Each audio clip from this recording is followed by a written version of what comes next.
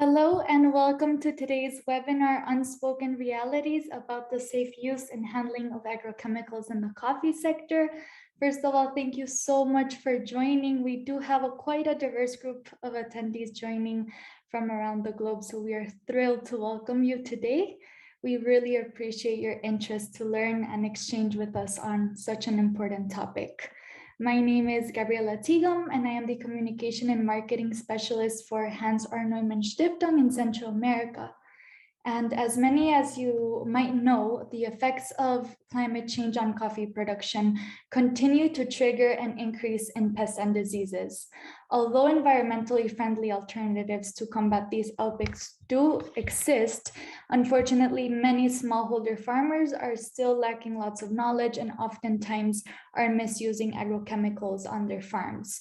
So recognizing that the improper use, handling, storage, and disposal of agrochemicals do cause major health and environmental risk for smallholder coffee farming families and their communities, for today's webinar, we will be discussing the importance of promoting their safe use and handling, and also talk about what solutions can be implemented.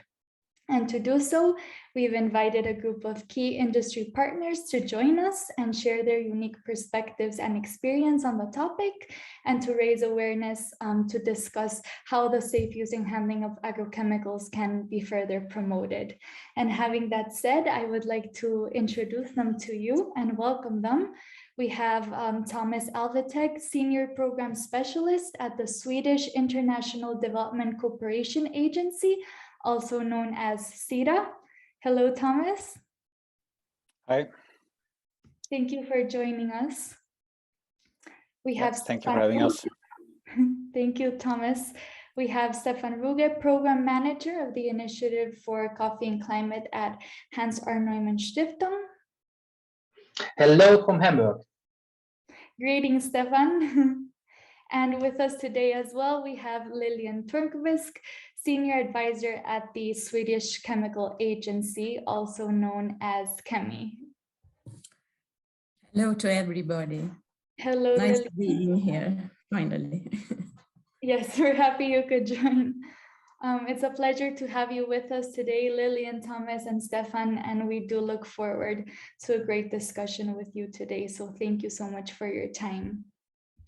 And before we begin, I would like to just go over some quick notes regarding questions. So please feel free to send in your questions directly to the panelists using the chat box found at the lower right-hand corner. We will be addressing your questions at the very end of the webinar. So go ahead and write your questions as they come up. We really look forward to being able to answering them. And to get right into the topic, I'd like to hear from all of you joining us today. So let's get to know your perception on the topic of agrochemicals with the following poll. Perfect. How relevant do you consider the safe use and handling of agrochemicals in the coffee sector to be? Not relevant, somewhat relevant, or relevant? And we also have a second question we would like to hear your thoughts on. So from your point of view, is this topic getting enough attention in the coffee sector? Do you think it's not getting enough attention, some attention, or enough attention? And just as a quick note, just make sure you scroll all the way down so you're able to see both questions and answer options. And thank you to everyone who is sending in their responses. Answers are coming in quite quickly, and it is going to be definitely interesting to know everything you have to say on how relevant you consider the safe use and handling of agrochemicals to be, and how much attention you perceive this topic is getting. Yeah, so thank you to everyone who is sending in their answers. We're just going to give you a couple more seconds while answers come in, and also give Stefan the opportunity to get ready for his presentation as he will be sharing some interesting content with us. Perfect. Thank you all. I'd now like to hand it over to Stefan, who will be providing a general overview about the Initiative for Coffee and Climate, also known as CNC, and share why the initiative is giving the safe use and handling of agrochemicals a particular focus, especially during the month of November. So welcome, Stefan. Yeah, thank you, Gabi, for the great opening words, and it's a pleasure to be here. Please, can you go to the next slide? The Initiative for Coffee and Climate was founded in 2010 as an open, pre-competitive partnership of coffee companies and development organizations with the objective to provide coffee smallholder families around the world with the tools, with the knowledge to adapt their production systems to the impacts of climate change. And climate change is such an enormous challenge that a single company would not have the necessary financial capacities or know-how to act effectively alone. Issues like the safe use and handling of agrochemicals are issues for all companies in their supply chains. Therefore, it makes so much sense to work together and to bundle resources.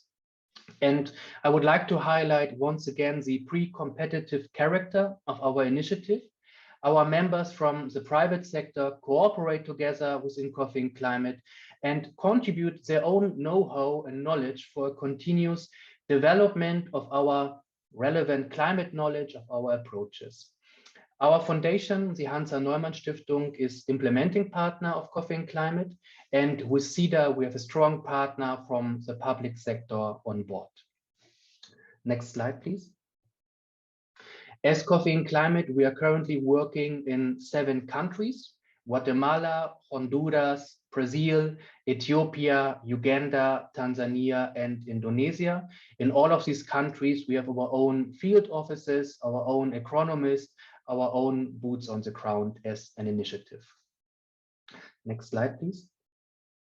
So usually when it comes to the effects of climate change, we talk about topics like how can we adapt coffee production systems to secure yields and quality of coffee, or which kind of coffee variety is most resilient.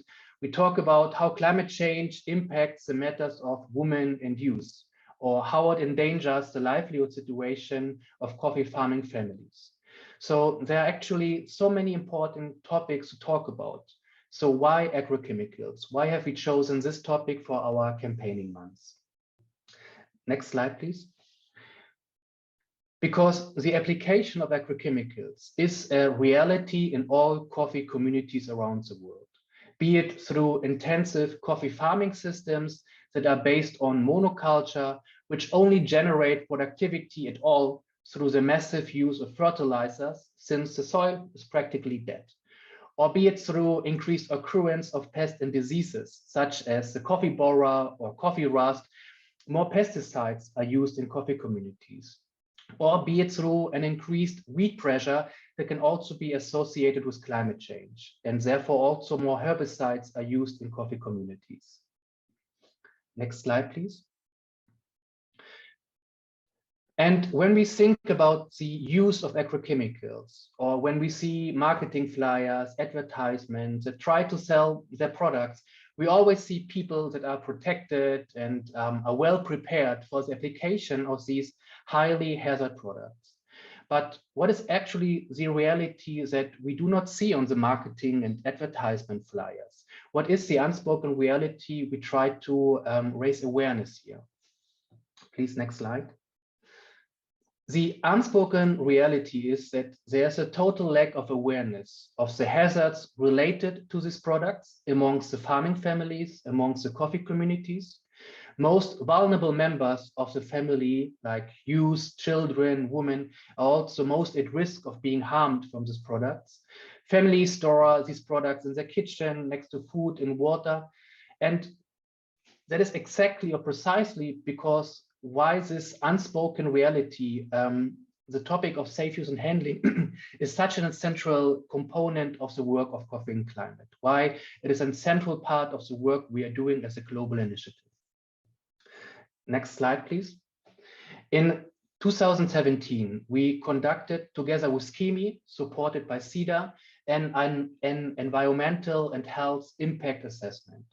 And the main outcomes of the study were that there's a general lack of awareness about the effects of pesticides and herbicides exposure on health and the environment among the farmer communities, and especially among the most vulnerable groups, like children or like women in the households. There's also a lack of adequate legislation and control mechanism in coffee producing countries and regions regarding the handling, disposal, or distribution of pesticides. And also there's a limited knowledge and capacity amongst agro input retailers. The people that are selling the products to the farmers often themselves do not know how dangerous they are actually. So therefore, together with the Tropical Pesticide Research Institute, TPRI in Tanzania, and KEMI, we developed as Coffee&Climate an action plan to ensure the safe use and handling of agrochemicals, using our well-established farmer extension network as a foundation and using or getting the expertise and knowledge from TPRI and KEMI. Next slide, please. And our action plan is based on two main components. First, reducing environmental and health hazards, for example, by promoting agroecological coffee production systems and hence reducing the need for external inputs. Or for example, establishment of safe and proper storage facilities for agrochemicals. And the second main component is reducing the vulnerability of farming families to this product. First and foremost, to a broader awareness raising, training on integrated pest and disease management as an alternative, and then also how to apply this product in a safe way. And this includes also the entire family, but also the workers on the farm. So it's really a holistic approach here. And with that, I would hand over to you, Barbie. Thank you for this introduction, Stefan. I'd like now to share the full results and ask you to please share your first thoughts. So maybe Stefan, you can begin, and then I will hand it over to Thomas and Lilian in case they would also like to react to the results. Yeah, so my first reaction would be that I'm really glad that most of the audience thinks it is a relevant topic. So it is worth to talk about, it is worth to have a webinar about this topic. And yeah, I mean, there's some attention regarding the safe use and handling. There's some action in the field, but I would agree to the last point that there's still not enough attention about this topic. Or the first point, sorry. Thank you, Stefan. And Thomas, why don't we continue with you? Yeah, I quite agree with Stefan there. And while it's maybe not surprised due to the title of this webinar that people actually that joined are interested in the topic as such, maybe if we should ask anyone on the street, the reply might be slightly different. But I do think actually that, as Stefan also mentioned on the second question, that yes, we need actually to put much more attention on pesticides. Absolutely. What about you, Lilian? Yes, of course, I agree with Thomas and Stefan. And I'm not surprised. I mean, it's time consuming to reach out, especially as this project is working with small scale farmers and they are spread in so many places. And how can you reach them all? So that, and we will discuss that later, but I fully agree what was already said. Thank you. Thank you, Lilian. Thank you all. Before we transition into our table talk discussion, I would like to give Lilian and Thomas the opportunity to just give us a brief introduction to KEMI and SIDA and share what the role of both agency is when it comes to the safe use and handling of agrochemicals. So Lilian, why don't we start by you? Okay, thank you. Yes, first of all, perhaps I should explain KEMI is an agency under the Ministry of Environment in Sweden. And we work, I mean, nationally and within European Union and internationally, often with the support from SIDA in our project. We work at a global level, like this project. We work at a regional level and also bilateral. And our main task is to work with colleagues at the agencies or ministries in other countries to support them, to train them and discuss together how to improve the situation.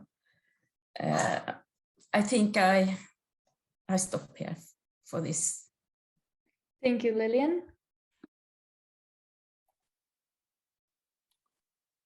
Yeah, Gabi, you already mentioned that SIDA stands for the Swedish International Development Agency.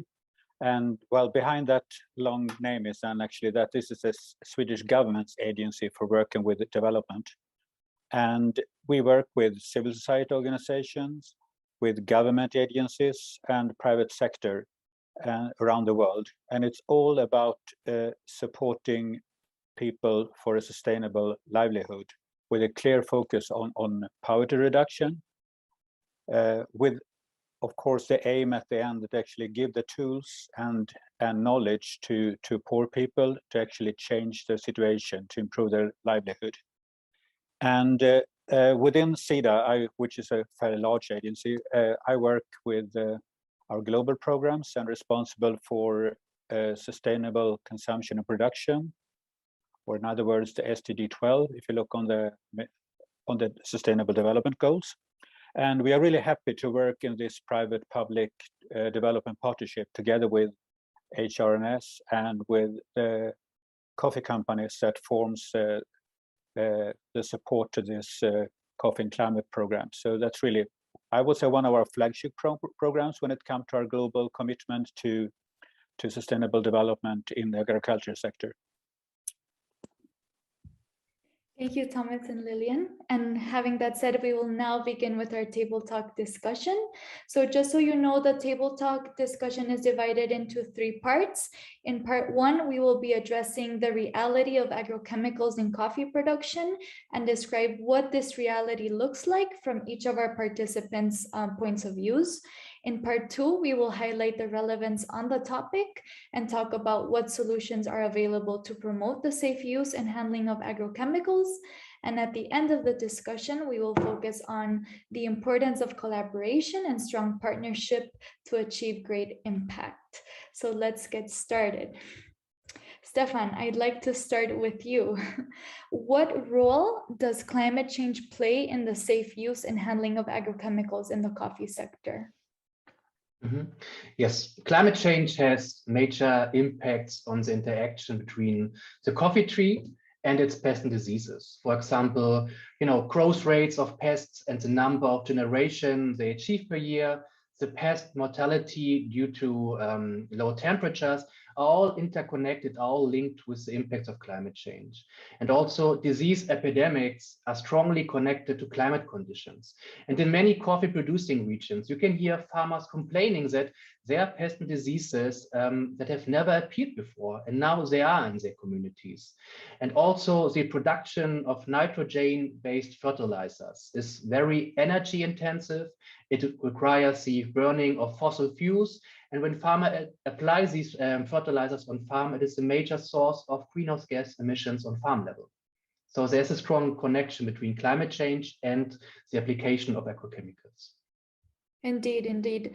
And Thomas, adding on to what Stefan is saying, I'd like to hear what your thoughts are on this as well. So can we speak about the unsafe use and handling of agrochemicals in the coffee sector without talking about or mentioning climate change? No, I would say we can't do that today. I mean, it's all about breaking the vicious circle of the impact of climate change, which put more stress on coffee plants, as Stefan mentioned, which then actually incentivize farmers to use more pesticides to counteract. So this creates actually vicious circles, which actually we have really to work strongly to break. Mm-hmm.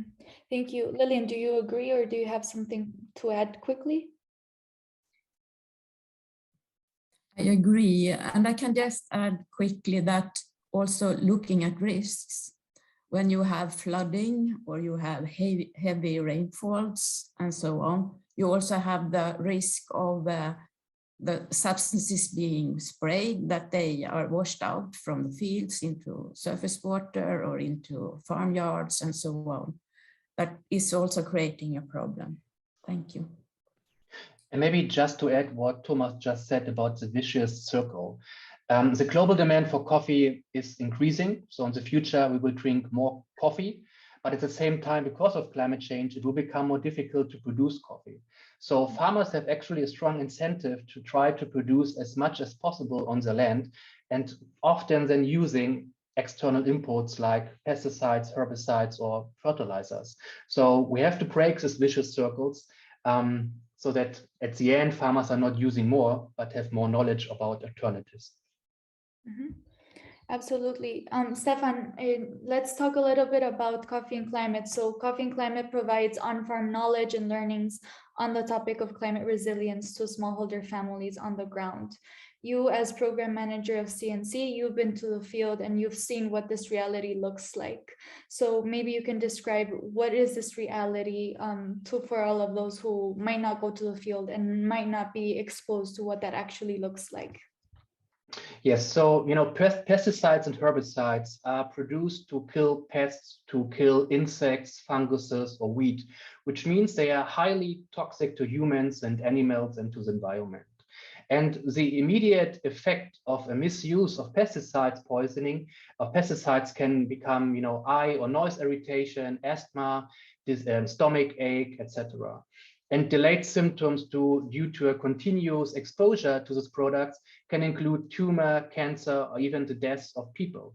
And according to a report I read some months ago from the World Health Organization, it is estimated that every year we have around 3 million cases of severe poisoning due to agrochemicals.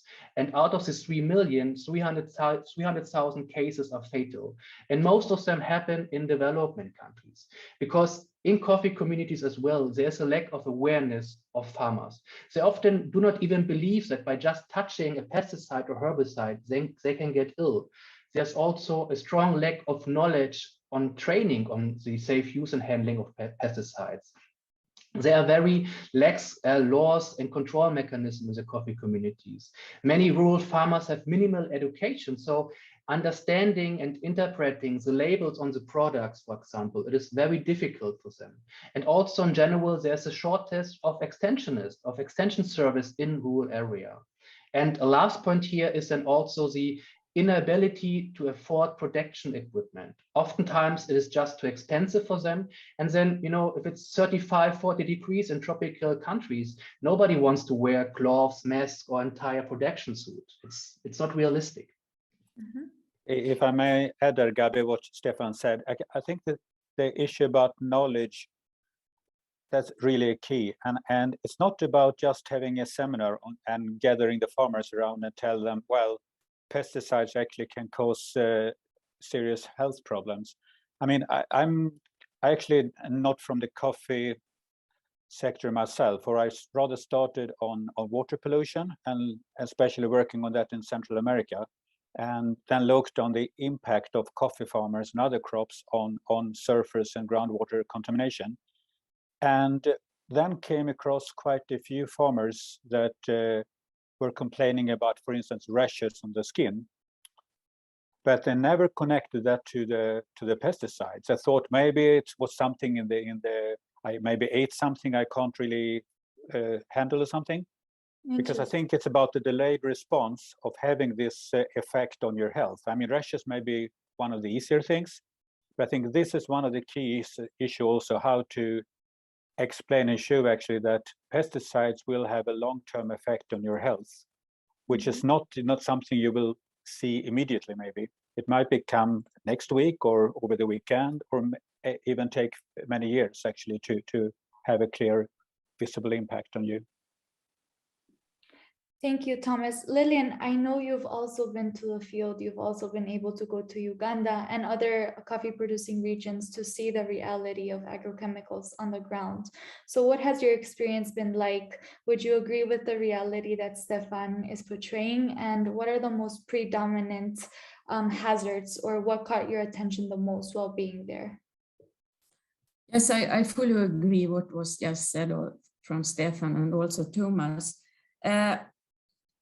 Is it possible to show any photos? Because sometimes I think, yeah. Mm-hmm. We can Yeah, good. I brought these photos into this discussion because it's better to look at the picture to understand the situation. At least it was for me when I came out in the villages. Just to explain you, in Europe, for example, we talk a lot about spray drift to protect the environment and also what we call bystanders. And people are not living in the fields like people are often doing here, as you see. They're really living in the fields, and the villages are in the middle of the spraying areas. And that is a big concern for me because spray drift is always happening, and coffee trees, they are quite high, like apple trees sometimes. And the higher you spray, the more is the spray drift. So if we can, you see the houses and you see the coffee trees, they're very beautiful, but I mean, it's a big risk when you live in the middle of this and people are passing by spraying. Could I think I have some more photos that I can show you, also farmyard. So one first step of a solution, because I like to look for a solution, that is, if we can see it later on, what I saw in this village in Tanzania, there were hedges almost around the village. And that means that you have kind of a protected protection area. So when the operator is going to spray the trees, there is still, like protection area by hedges now.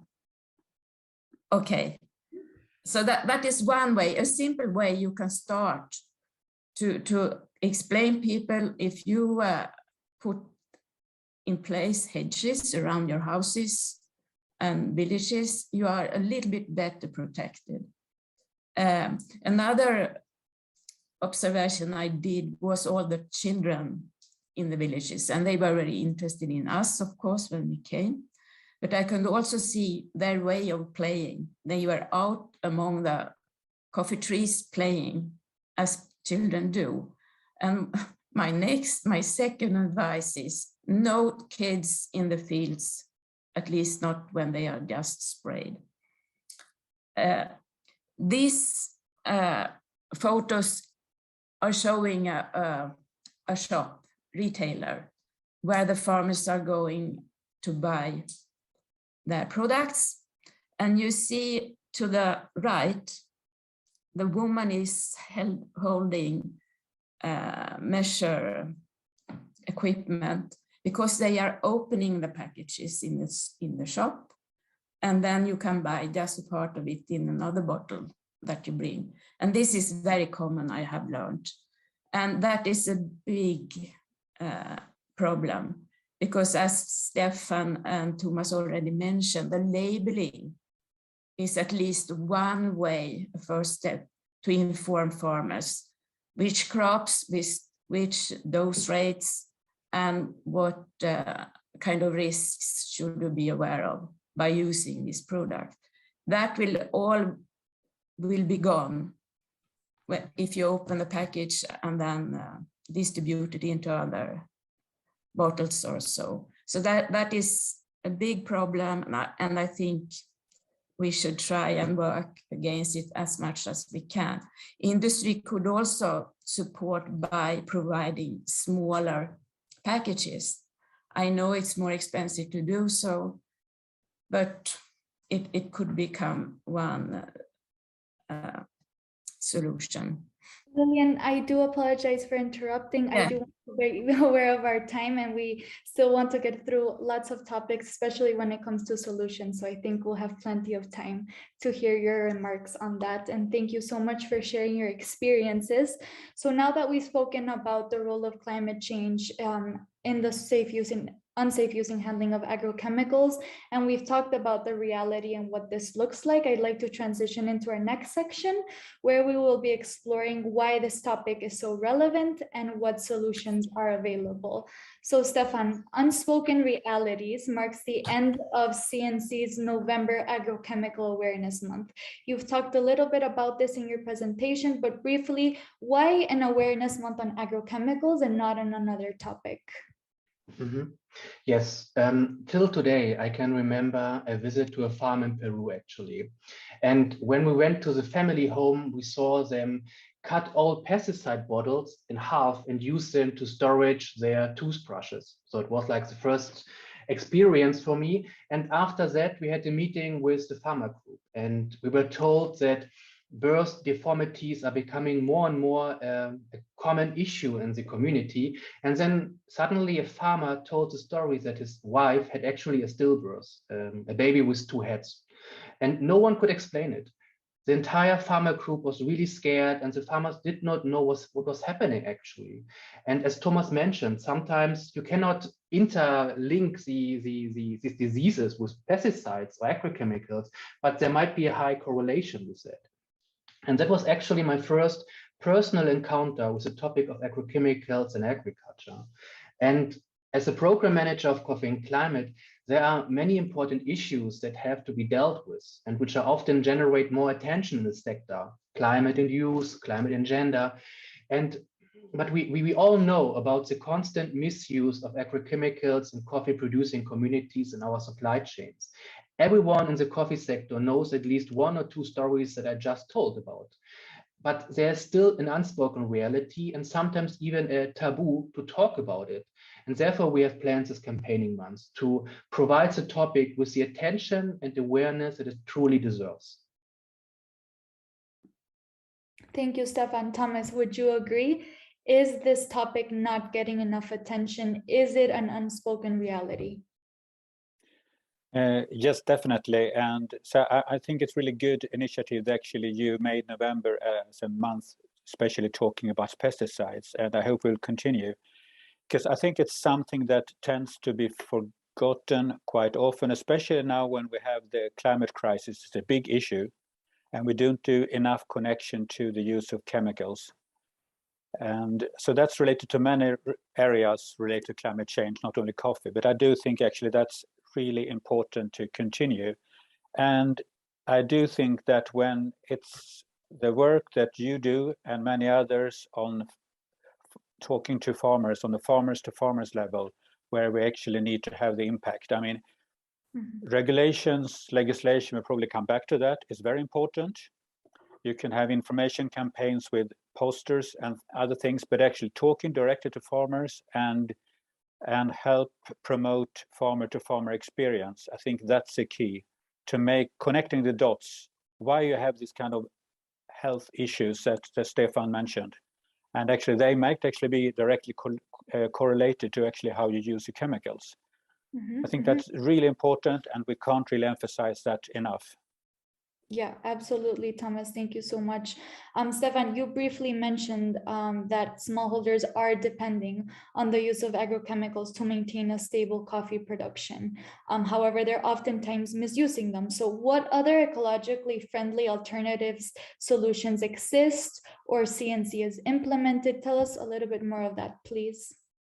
Yes, so I think that first and foremost, we need to provide and support farming families with knowledge on the safe use and handling of agrochemicals, but also finding traditional alternatives that are based on integrated pest and disease management. And some of the solutions that Coffee and Climate is already implementing in our program regions includes a continuous testing of new innovations, of new practices, approaches that fit to the specific condition, climatic and environmental conditions for our program regions. Farmers are supported by our field staff. For example, in Uganda, it is recommended that farmers might use alcohol as insect traps that can attract and kill pests. Farmers are also encouraged to burn branches and leaves of trees that are affected. Or in Brazil, for example, our field staff is supporting farmers on knowledge and approaches to make use of organic waste from the coffee wet process so that they can produce biochar, bokashi, and can reduce, therefore, the use of fertilizers. I would just like to highlight here that as Coffee and Climate, we do not condemn the use of agrochemicals. Often, if a farming family can purchase external inputs, it is also a sign of development because they have cash available for that. However, there are alternatives for the use of agrochemicals, and we need to provide farming families with knowledge, information, concepts that are best suited for their conditions, for their farms, so that they can make an informed decision about, should I really apply agrochemicals, or can I find, for example, an alternative, organic composting or insect traps, etc. So there's a holistic approach behind it. So you talked about integrated pest and disease management. Let's talk a little bit more of that. Thomas, do you have a strong opinion about the integrated pest management, and how can it be further promoted, and how can the knowledge increase so that smallholder farmers are pushing forward to this type of approach? Speaking as someone living in an urban area, it's easy to say, yes, it's important, of course. For me, that go to a supermarket and look for the organic label on product and say, of course, I would only buying organic. That sounds very easy, but I mean, the whole thing about growing organically or reducing the amount of pesticides, as Stefan mentioned, requires knowledge. And I mean, everyone that has tried to grow some vegetables in their garden, no, it's not that easy. It might look like when you see the commercials or the programs on television, how to grow your own veg. I don't think it's really important that we actually take this serious. Actually, it's actually about farmers' livelihood. And when we do advice, when we actually give them advice, we have to realize actually they're putting their income on risk when they're actually trying a new practice. So it's easy to talk about integrated pesticides management, but we really have, and I think actually you're doing that a lot in your program, do it in a very responsible way, and maybe letting farmers trying it out and step by step acquiring new knowledge and testing it themselves. Well, hey, actually this works. I can actually, by learning more on identify a certain pest or an insect, I might actually only need to spray one part of my plot or my land instead of all that sort of things that requires knowledge and help to actually improve your way of analysis and on how things are, how you produce things. But that's something then I think you actually, you have to do with certain caution to support the farmers to do it stepwise, so you don't risk their income if something goes completely wrong. And then you will actually have a long way back to convince the farmers again, and well, this is something actually that can be a way forward. And this, Thomas, is interesting because we're talking now about at the farm level, right? So we're talking about best practices on agrochemical use application at a farm level, but we can also discuss about best practices regarding the final disposal of agrochemicals. So proper dosage, application, equipment, we have the triple washing techniques, collection centers. So I'd like to bring Lilian on board with this topic and ask her, how can these practices be promoted as well, which are extremely important as well. We talk about farm level, but we also talk about the final disposal. So what are your thoughts on that, Lilian? Thank you. First, I would like to just support this integrated pest management discussion. And actually, I didn't mention yet that we work also, we have good cooperation with FAO and also WHO, and we work together on this, of course, these methods as well. They should be integrated, as you said, in the overall advice that farmers are given. But as you say, it's very difficult to reach out to each farmer in the small villages, but it's there all the time. I would also like to add the thing about highly hazardous pesticides, for which a lot of work is ongoing now. It is a group of products that have been identified by special criteria, as you already mentioned, highly acute toxic properties, also causing cancer, also toxic to reproduction. The work that is ongoing is to identify these products in countries and to make action to ban them or withdraw them or restrict them. And then again, we have the problem to reach out. And we will talk more about in next question, I think, to involve also different stakeholders. But if we are working on risk reduction in general, these are the worst products. They should be handled first. And farmers should understand why they are taking off the market, and also to understand there are alternatives. Now I'm talking about chemicals, but of course also other methods if they are available. So I just wanted to describe the system as such. And I know, for example, in Tanzania, a lot of these things are ongoing.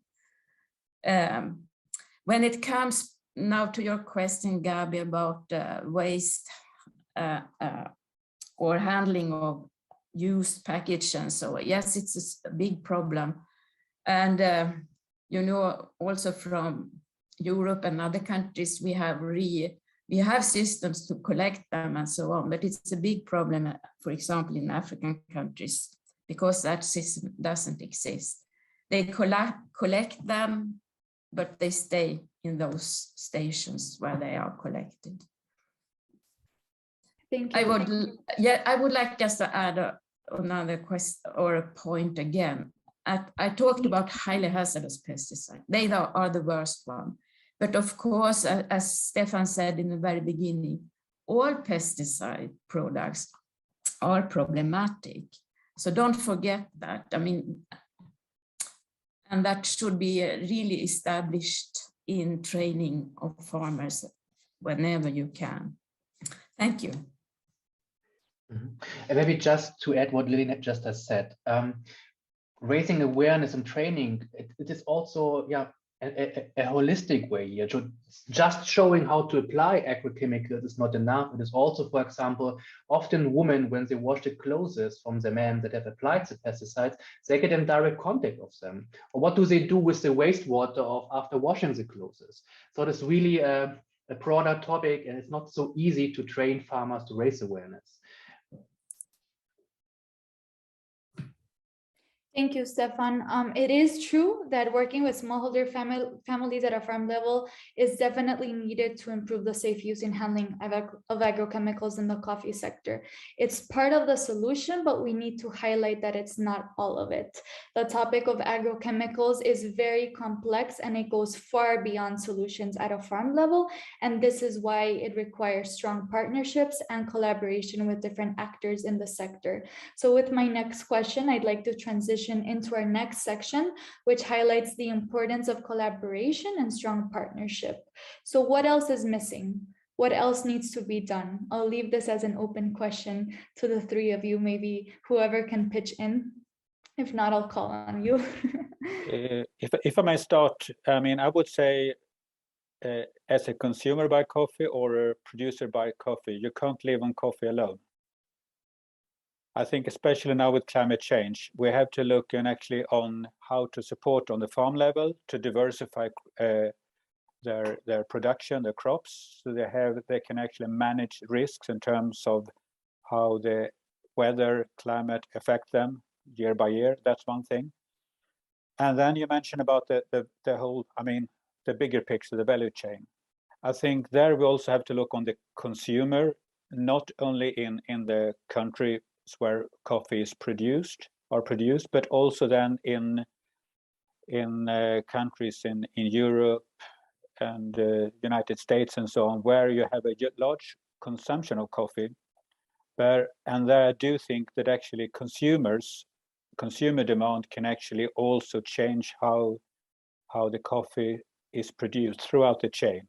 I mean, if a consumer in Sweden, for instance, as I live there, if they start to demand coffee that actually labeled some sort of sustainable label or organic coffee, you will create a mechanism actually also for the coffee companies actually to actually look for producing more organic coffee or selling more organic coffee.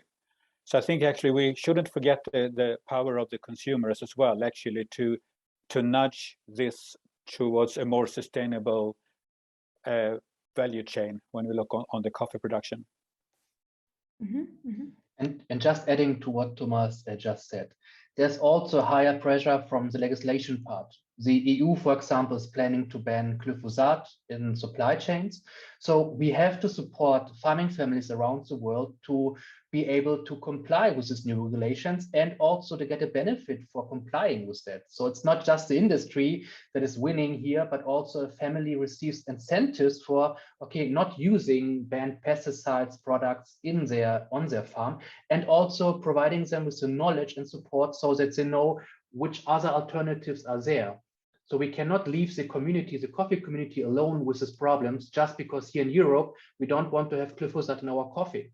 So we need a continuous support to them, also including the public sector and coffee producing regions or countries. So often there's a lax legislation. The public sector is often very weak also regarding control mechanisms. And I think therefore this partnership in coffee and climate with KEMI, which has a stronger contact to the government institutions, with our foundation strongly linked to the farmers, to the community, and then also for SIDA as a public agency from Sweden, it is a very efficient combination of knowledge and expertise to tackle this issue.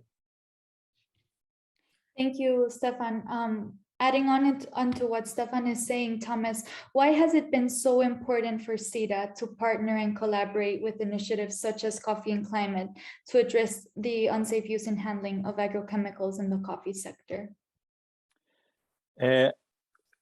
One thing that is very important is the fact that the Coffee and Climate is supported by the private sector. Because I mean, in the long run, I mean, as a state agency, we can support and promote change, but at the end, actually, it is the production, the value chains that actually can make a difference.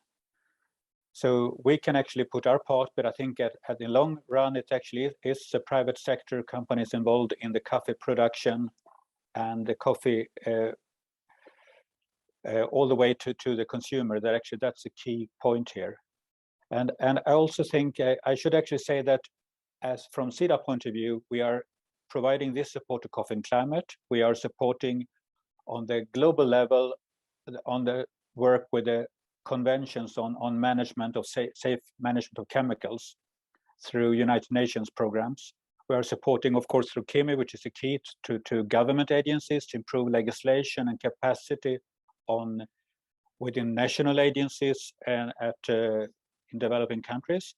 And we also do support civil society and network of organizations that are, well, more like watchdogs and actually looking on, hey, I mean, in this country, you're not actually living up to what you signed in the global convention, or legislation is there, but actually it's not implemented. So we think it's very important to work through these different venues actually to reach an impact. But Lilian, you know more about me when you talk about the importance of actually strengthen the capacity on national level. Yes, that's our main activities. But yes, sure. But that's the first step. As I said, we at the authorities, or colleagues at the authorities, we sit in our offices and we are trying to do risk assessments and risk management decisions and so on. But we need to reach out then. And for example, if I may go back again to the activities very important on highly hazardous pesticides, the worst products that are going to be acted on. When doing so, we also look for alternatives to replace them so the farmers have other products available.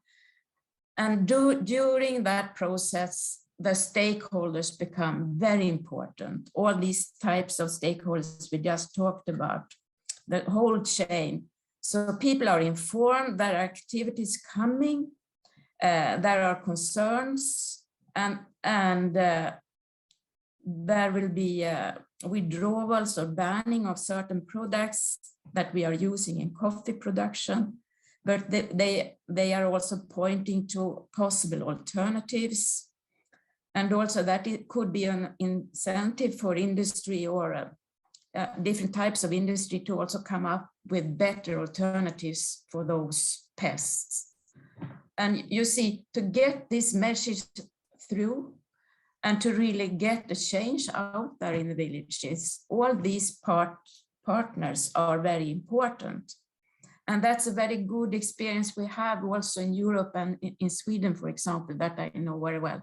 We work with farmers associations, we work with the industry and other authorities in Sweden. So we all are informed. Now action will be made and there are alternatives available, or there are no alternatives available, but we will restrict very much. And then you see the problems. We keep problematic products on the market, but we need to get the message through to farmers, be aware, and we put restrictions and perhaps require training before you use them. And as I understand, for small-scale farmers, they often get the information from the sellers, from the retailers. So we also need to work with them. And I know, for example, in Tanzania, the authority, TPRI, are doing that. So I see the whole chain. It's very important to get the message through, I think. Yeah. And go ahead. Just adding to what Lilian was saying, you're absolutely right, Lilian. You have to work on farm level. You have to work on community level, for example, including the agro dealers, but also then on national level. And for that, you need different partners with different networks and expertise. So no organization can do it alone. Mm-hmm. Thank you, Stefan, and thank you all for such valuable insights. We have very interesting questions coming in from our audience, so thank you for everyone sending in their questions. We're getting close with time, and I would like to at least try to answer some. So we'll start with pulling out questions from the audience. Stefan, we have a very interesting question here. We have a number of farmers in the audience joining from Uganda, and they point out that they do not see alternatives to agrochemicals or lack capacity to implement what they've learned about safe use and handling. Does that mean much more needs to be done to show them alternatives, or what should be done and who should do that? Yes, so alternatives are there also in Uganda. And the farmers are more than welcome to visit our trial plots, for example, in Uganda, to see the alternatives, to see also then a cost-benefit analysis. So is it really worth the effort to use an insect trap, or is it maybe then for the farmer cheaper to spray? And the cost-benefit analysis we did is that actually traditional methods are much more efficient.